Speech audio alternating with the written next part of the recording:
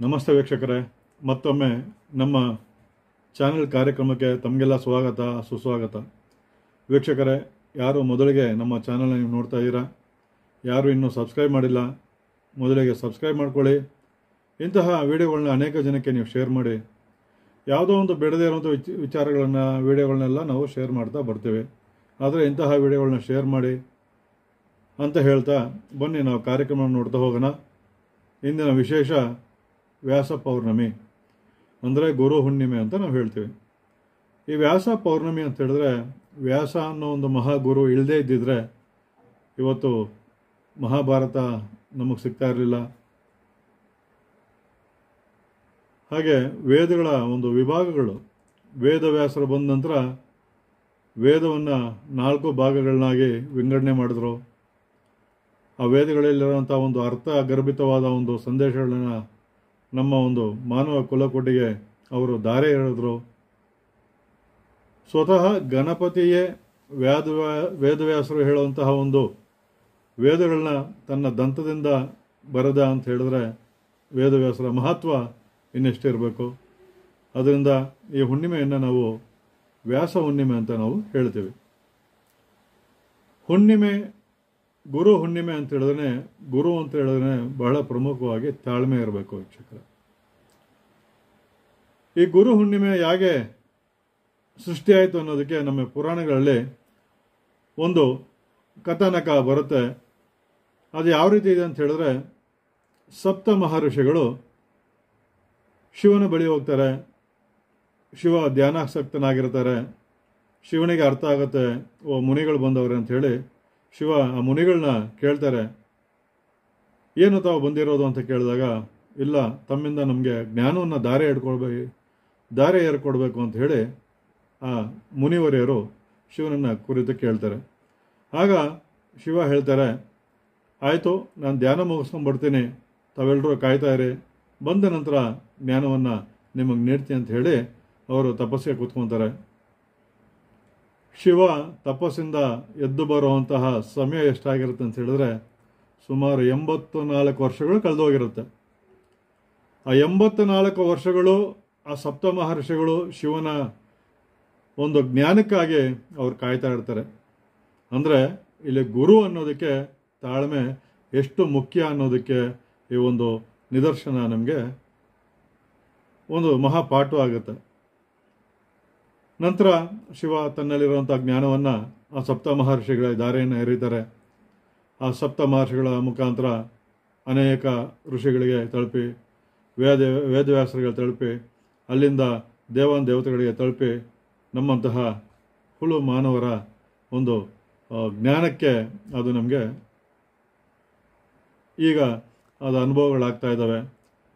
ಹಾಗೆ ಇಲ್ಲಿ ತಾಳ್ಮೆ ಅನ್ನೋದು ನಾನು ಯಾಕೆ ಹೇಳ್ತೀನಿ ಅಂತ ಹೇಳಿದ್ರೆ, ಉದಾಹರಣೆಗೆ ನನ್ನ ಕಚೇರಿಗೆ ಕೆಲವರು ಬರ್ತಾರೆ, ಗುರುಗಳೇ ನೀವು ಕೊಟ್ಟಂಥ ಮಂತ್ರ ನನ್ನ ಮಗನಿಗೆ ಒಂದೇ ವಾರದಲ್ಲಿ ಕೆಲಸ ಸಿಕ್ಬಿಡ್ತು, ನನ್ನ ಮಗಳು 3 ತಿಂಗಳಿಂದ ಓದ್ತಾವಳೆ, ಇನ್ನೂ ಕೆಲಸ ಆಗಿಲ್ಲ ಅಂತ. ನಿಮ್ಮ ಕರ್ಮ ಬಗೆಹರಿಬೇಕು, ನಿಮ್ಮ ಕರ್ಮ ಅಲ್ಲಿಗೆ ಕೊನೆಗೊಳ್ಳಬೇಕು, ಅವಾಗೆ ನಿಮಗೆ ಮುಕ್ತಿ ಸಿಗತ್ತೆ. ಅದೇ ರೀತಿಯಾಗಿ ಯಾವುದೋ ಒಂದು ದೇವಸ್ಥಾನಕ್ಕೆ ಹೋಗ್ತೀವಿ, ಉದಾಹರಣೆಗೆ ನಮ್ಮ ದೇವಸ್ಥಾನ ತಗೊಳ್ಳಿ, ಅಲ್ಲಿ ಕೂಷ್ಮಾಂಡ ಆರತಿಯನ್ನು ಮಾಡ್ತೀವಿ, ಅಲ್ಲಿ ಪ್ರತ್ಯಂಗಿರ ಹೋಮವನ್ನು ಮಾಡ್ತೀವಿ.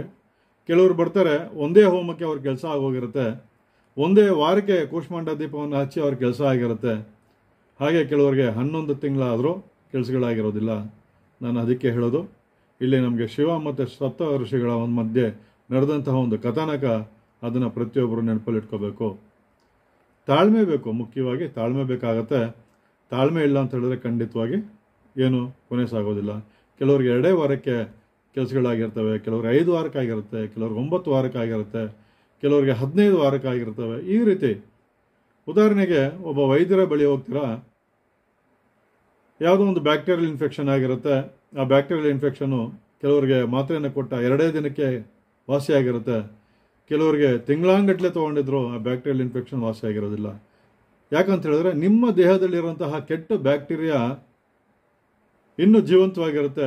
ಆ ಬ್ಯಾಕ್ಟೀರಿಯಾ ಸಾಯೋವರೆಗೂ ನೀವು ಡೋಸಸ್ ತೊಗೊತಾ ಇರಬೇಕಾಗತ್ತೆ. ಅದೇ ರೀತಿ ಆಧ್ಯಾತ್ಮಿಕ ರಂಗದಲ್ಲೂ ಹಾಗೆ ತಾಳ್ಮೆ ಬಹಳ ಮುಖ್ಯವಾಗುತ್ತೆ. ಕೆಲವು ಗುರುಗಳ ಹತ್ರ ಹೋಗ್ತಾರೆ, ಒಂದೇ ವಾರದಾಗ ಅವ್ರ ಕೆಲಸ ಆಗೋಗುತ್ತೆ. ಕೆಲವರು ಅವರ ಜೀವನ ಪೂರ್ತಿ ಅವ್ರ ಶಿಷ್ಯರಾಗಿದ್ದರೂ ಅವ್ರ ಕೆಲಸಗಳಾಗಿರೋದಿಲ್ಲ. ಯಾಕಂತ ಹೇಳಿದ್ರೆ ಅವ್ರ ಕರ್ಮ ಇನ್ನೂ ಬಗೆಹರಿದಿರೋದಿಲ್ಲ ವೀಕ್ಷಕ. ಅದೇ ರೀತಿಯಾಗಿ ಬನ್ನಿ, ಇವತ್ತು ಜುಲೈ 21ನೇ ತಾರೀಕು ವ್ಯಾಸ ಪೌರ್ಣಮಿ ಜರುಗುತ್ತೆ. ಈ ವ್ಯಾಸ ಪೌರ್ಣಮಿಯ ದಿನ ಗುರುಗಳನ್ನ ಪ್ರಾರ್ಥನೆ ಮಾಡಬೇಕಾಗತ್ತೆ. ಗುರುಗಳಿಗೆ ತಮ್ಮ ಇಚ್ಛಾನುಸಾರ ಸೇವೆಗಳನ್ನ ಮಾಡಬೇಕಾಗತ್ತೆ. ಗುರು ಅಂತಂದರೆ ಯಾರು? ಆಧ್ಯಾತ್ಮಿಕವಾಗಿ ಕಾವಿ ತೊಟ್ಟಂಥವ್ರು, ಅದು ರುದ್ರಾಕ್ಷಿ ಮಾಲೆ ಹಾಕಿರೋಂಥವ್ರು, ಅಥವಾ ಆಧ್ಯಾತ್ಮದಲ್ಲಿ ತನ್ನ ಧರಿಸುಗಳನ್ನೆಲ್ಲ ಒಂದು ಆಡಂಬರವಾಗಿ ಹಾಕ್ಕೊಂಡು ನಿಲ್ಲುವಂಥವರ ಗುರುಗಳು ಅಂತ ಹೇಳಿದ್ರೆ ಖಂಡಿತವಾಗಿ ಅವ್ರು ಮಾತ್ರ ಗುರುಗಳಾಗೋದಿಲ್ಲ. ಗುರು ಅಂತ ಹೇಳಿದ್ರೆ ಒಬ್ಬ ಪುಟ್ಟ ಮಗುವಿಂದ ಹಿಡಿದು ವಯಸ್ಸಿನ ಹಣ್ಣನ್ನು ಮುತ್ಕರವರೆಗೂ ಪ್ರತಿಯೊಬ್ಬರ ಬಳಿಯಲ್ಲೂ ಒಂದೊಂದು ವಿದ್ಯೆಯನ್ನು ಕಲಿಯುವಂತಹ ಒಂದು ಸನ್ನಿವೇಶಗಳು ಬರ್ತವೆ. ನಿಮ್ಮ ಜೀವನದಲ್ಲಿ ಯಾರ್ಯಾರು ನಿಮಗೆ ವಿದ್ಯೆಯನ್ನು ಕಲಿಸ್ಕೊಟ್ಟಿದ್ದಾರೆ, ನೀವು ಬದಲಾವಣೆ ಆಗೋಕ್ಕೆ ಯಾರ್ಯಾರು ಕಾರಣ ಆಗಿರ್ತಾರೆ, ಇವರೆಲ್ಲರೂ ಸಹ ನಿಮ್ಮ ಜೀವನದಲ್ಲಿ ಗುರುಗಳ ಅಂಶವಾಗಿರುತ್ತೆ. ಮಾತಾ ಪಿತಾ ಗುರು ದೈವ. ಮೊದಲಿಗೆ ಮಾತೆಯನ್ನು ನಾವು ಗುರುವಾಗಿ ಪರಿಗಣನೆಗೆ ತಗೋಬೇಕು. ನಂತರ ಯಾಕಂತ ಹೇಳಿದ್ರೆ ತಾಯಿ ಆದವಳು ನಿನ್ನ ತಂದೆ ಇವರು ಅಂತ ತೋರಿಸಿದಾಗ ಮಾತ್ರ ನಮಗೆ ತಂದೆ ಅರಿವಾಗತ್ತೆ, ತಂದೆ ಮುಂದಿನ ಗುರು ಆಗ್ತಾನೆ. ಇವರೆಲ್ರಿಗೂ ಮಿಗಿಲಾಗಿ ಗುರು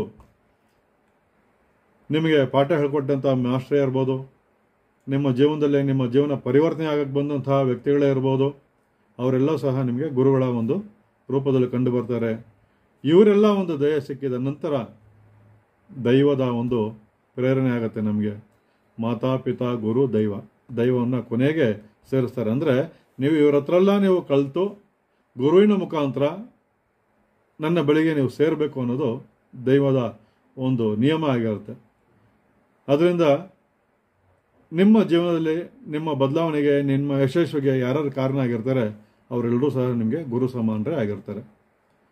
ಮೊದಲಿಗೆ ನಮ್ಮ ಎಲ್ಲ ವೇದಗಳಲ್ಲೂ ತಿಳಿಸ್ಕೊಟ್ಟಿರೋ ಹಾಗೆ ಮೊದಲಿನ ಗುರು ತಾಯಿ ಆಗಿರ್ತಾರೆ, ನಂತರ ತಂದೆ, ನಂತರ ಗುರು. ನಿಮ್ಮ ಜೀವನ ಹೇಗೆ ರೂಪಿಸ್ಕೋಬೇಕು, ಆಧ್ಯಾತ್ಮದ ಕಡೆಗೆ ಹೇಗೆ ನೀವು ಸಾಗಬೇಕು, ದೇವರ ಬಗ್ಗೆ ನಿಮ್ಮಲ್ಲಿ ಒಂದು ದಾರಿಯನ್ನು ತೋರಿಸ್ಕೊಡುವಂತಹ ಒಂದು ಬೀಗದ ಕೈಯಾಗಿ ನಿಂತಿರುವಂಥವನು ಗುರು. ನಿಮಗೆ ಮತ್ತು ದೈವದ ಮಧ್ಯೆ ಗುರುವಾಗಿ ಬೀಗದ ಕೈಯಾಗಿ ನಿಂತಿರೋವನೇ ಮಹಾಗುರು. ನಿಮ್ಮ ಮತ್ತು ದೈವದ ನಡುವೆ ಒಂದು ಕೊಂಡಿಯಂತೆ ಇರುವಂತಹವನೇ ಮಹಾಗುರುವಾಗಿರ್ತಾನೆ. ಇಲ್ಲಿ ಗುರು ಅಂತ ಹೇಳಿದ್ರೆ ಬಹಳ ಪ್ರಾಮುಖ್ಯದಿಂದ ಪಡ್ಕೊಳ್ಳುತ್ತೆ. ಗುರು ಅಂತ ಹೇಳಿದ್ರೆ ದೈವ ಸಮಾನ. ನಮಗೆ ಗುರುನಾನಕರು ಒಂದು ಮಾತು ಹೇಳ್ತಾರೆ, ದೈವ ಮುನಿದ್ರೂ ಪರವಾಗಿಲ್ಲ, ಗುರು ಮುನಿಸ್ಕೋಬಾರ್ದು ನಿಮ್ಮ ಮೇಲೆ ಅಂತ. ಯಾಕಂತೇಳಿದ್ರೆ ಗುರುವಿನ ಮಹತ್ವ ಅಷ್ಟು ಯಶಸ್ವಿಯಾಗಿರುತ್ತೆ. ನಾವು ಗುರು ಅಂತ ಹೇಳಿದ್ರೆ ಮೊದಲಿಗೆ ನಮಗೆ ಆದಿಗುರು ಅಂತ ಯಾರಾದರೂ ಕಂಡುಬರೋದಾದರೆ ಶಿವ. ಆ ಶಿವನ ಕುರಿತು ನಾವು ತಪಸ್ಸನ್ನು ಮಾಡಬೇಕಾಗತ್ತೆ, ಶಿವನ ಕುರಿತು ನಾವು ಧ್ಯಾನಕ್ಕೆ ಸತ್ತರಾಗಿರ್ಬೇಕಾಗತ್ತೆ. ಶಿವನನ್ನ ಕುರಿತು ನಾವು ಪೂಜೆಯನ್ನು ಮಾಡುವಾಗ ಆದಿಗುರು ಅಂತ ಇರುವಂತಹವನು ಮಹಾಶಿವನೇ. ಕೈಲಾಸಪತಿಯಾದ ಮಹಾಶಿವನ ಕುರಿತು ನಾವು ಜಪತಪಗಳನ್ನ ಈ ಗುರು ಪೌರ್ಣಮಿ ದಿನ ಮಾಡಬೇಕಾಗತ್ತೆ. ನಮಗೆ ಗುರುವಾಗಿ ಬಂದಂತಹ ರಾಘವೇಂದ್ರ ಸ್ವಾಮಿಗಳು ಇರ್ಬೋದು, ಗುರುನಾಥರು ಇರ್ಬೋದು. ಗುರುನಾಥರು ಅಂತ ಹೇಳಿದ್ರೆ ವೆಂಕಟಾಚಲ ಅವಧೂತರು, ಸಕ್ರಾಯಪಟ್ಟಣ. ಇವರ ಬಗ್ಗೆ ಒಂದು ಕುತೂಹಲಕಾರಿಯಾದ ಒಂದು ಅನುಭವ ನನ್ನ ಜೀವನದಲ್ಲಾಯಿತು. ನಾನು ಮುಂದಿನ ಕಾರ್ಯಕ್ರಮದ ಅದನ್ನು ನಾನು ತಿಳಿಸ್ಕೊಡ್ತೀನಿ. ಸಾಯಿಬಾಬಾ ಇರ್ಬೋದು, ದತ್ತಾತ್ರೇಯ ಸ್ವಾಮಿ ಇರ್ಬೋದು, ಇಂತಹ ನಿಮ್ಮ ಜೀವನವನ್ನು ರೂಪಿಸುವಂತಹ ನಿಮ್ಮ ಕ್ಲಾಸ್ ಟೀಚರ್ಸ್ ಇರ್ಬೋದು, ಇವರೆಲ್ಲರೂ ಸಹ ನಿಮಗೆ ಗುರು ಅಂಶ ಆಗಿರ್ತಾರೆ. ಅವರಿಗೆ ನೀವು ಈ ಗುರು ಪೌರ್ಣಮಿಯ ದಿನ ಕಾಣಿಕೆಯನ್ನು ನೀಡಿ ಅವರ ಪಾದಗಳಿಗೆ ಎರಗಿ ನಾವು ತಿಳಿದ ಮಾಡಿರುವಂತಹ ತಪ್ಪುಗಳನ್ನ ಮನ್ನಿಸಿ ನಮ್ಮನ್ನು ದೈವದ ಕಡೆಗೆ ನೀವು ಕರ್ಕೊಂಡೋಗಿ ಅಂತ ಹೇಳಿ ಪ್ರಾರ್ಥನೆ ಮಾಡುವಂತಹ ದಿನವೇ ಈ ಗುರು ಪೌರ್ಣಮಿ ಆಗಿರುತ್ತೆ. ಈ ಗುರು ಪೌರ್ಣಮಿ ದಿನ ಶ್ರೀ ವರದರಾಜೇಶ್ವರ ಸ್ವಾಮಿಯ ಶಿವಾಲಯದಲ್ಲಿ ವಿಶೇಷವಾಗಿ ಕಾಳಭೈರವ ಸಹಿತ ಮಹಾಪ್ರತ್ಯಂಗರ ಹೋಮವನ್ನು ಹಮ್ಮಿಕೊಂಡಿರ್ತೀವಿ. ಹಾಗೆ ವಿಶೇಷವಾಗಿ ಇಲ್ಲಿ ಕೂಷ್ಮಾಂಡ ಆರತಿಯನ್ನು ಮಾಡ್ತಾರೆ. ನಾನು ಹೇಳಿರುವ ಹಾಗೆ ಆದಿಗುರು ಯಾರಾದಂತ ಇದ್ದರೆ ಅವನು ಶಿವ. ಶಿವನ ನರ್ಮದಾ ನದಿಯಿಂದ ಬಂದು ಇಲ್ಲಿ ಜಡೇನಹಳ್ಳಿಯಲ್ಲಿ ನೆಲೆಸಿರುವಂತಹ ಕೆಂಪು ಶಿವಲಿಂಗ ರೂಪಿಯಾಗಿರುವಂತಹ ಗುರುವಿನ ಸಾನ್ನಿಧ್ಯಕ್ಕೆ ತಾವೆಲ್ಲರೂ ಬನ್ನಿ. ಗುರು ಪೌರ್ಣಮಿಯ ದಿನ ಬಂದು ಪ್ರತಿಯೊಬ್ಬರು ಅಲ್ಲಿ ಸೇವೆಯನ್ನು ಮಾಡಿ, ಸಾಧ್ಯವಾದಷ್ಟು ಗುರು ಪೌರ್ಣಮಿಯ ದಿನ ನೀವು ಅನ್ನದಾನವನ್ನು ಮಾಡಿ. ಅನ್ನದಾನ ಅಂತ ಹೇಳಿದ್ರೆ ನೀವು ಮನುಷ್ಯಗೆ ಮಾಡಬೇಕು ಅಂತ ಇಲ್ಲ, ಯಾವುದೇ ಪ್ರಾಣಿ ಕೀಟಗಳಿಗೂ ನೀವು ಮಾಡ್ಬೋದು. ಯಾರಿಗೇ ಆಗಲಿ ನಿಮ್ಮ ಕೈಯಿಂದ ಒಂದು ಇರುವೆಗೆ ಒಂದು ಸಕ್ಕರೆ ಹಾಕಿ, ಅದು ದಾನ ಆಗುತ್ತೆ. ನಮಗೆ ಹೇಳೋಕ್ಕಾಗಲ್ಲ ಗುರುಗಳು ಯಾವ ರೂಪದಲ್ಲಿ ಬರ್ತಾರೆ ಅನ್ನೋದು ನಮಗೆ ತಿಳಿದಿರೋದಿಲ್ಲ. ಇದಕ್ಕೆ ಅನೇಕ ಉದಾಹರಣೆಗಳು ನಮ್ಮ ಪುರಾಣದಲ್ಲಿ ಕಂಡು ಬರುತ್ತಿದೆ. ನಮ್ಮ ಒಂದು ಶ್ವಾನ ರೂಪದಲ್ಲಿರ್ಬೋದು, ಒಂದು ಹಸುವಿನ ರೂಪದಲ್ಲಿರ್ಬೋದು, ಒಂದು ಕ್ರಿಮಿಕೀಟದ ರೂಪದಲ್ಲಿರ್ಬೋದು, ಗುರು ನಿಮಗೆ ದರ್ಶನವನ್ನು ನೀಡಬಹುದು. ಅದರಿಂದ ಈ ಗುರು ಪೌರ್ಣಮಿಯ ದಿನ ನಿಮ್ಮ ಕೈಲಾದಷ್ಟು ಅನ್ನದಾನವನ್ನು ಮಾಡಿ ಗುರುವಿಗೆ ಸಮರ್ಪಿಸಿ ಅಂತ ಹೇಳ್ತಾ ಈ ಕಾರ್ಯಕ್ರಮ ಮುಗಿಸ್ತಾ ಇದ್ದೀನಿ. ತಾವೆಲ್ಲರೂ ಬನ್ನಿ.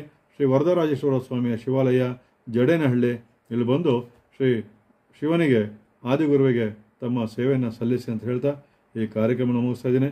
ಮತ್ತೆ ನಿಮ್ಮ ಭೇಟಿ ಮುಂದಿನ ಕಾರ್ಯಕ್ರಮದೊಂದಿಗೆ. ಧನ್ಯವಾದಗಳು.